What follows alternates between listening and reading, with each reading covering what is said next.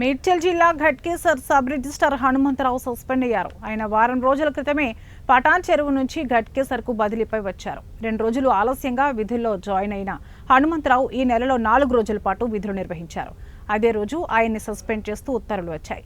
కాగా ఈ విషయం గత 2 రోజులుగా గోప్యంగా ఉంచారు. కాగా ఈ విషయం ఆలస్యంగా వెలుగులోకి వచ్చింది. గతంలో పటాన్ చెరువులో పనిచేసినప్పుడు ఓ వ్యక్తి నుంచి లంచం తీసుకున్న కేసులో విచారణ చేసి హనుమంతరావును సస్పెండ్ చేసినట్లుగా తెలిసింది.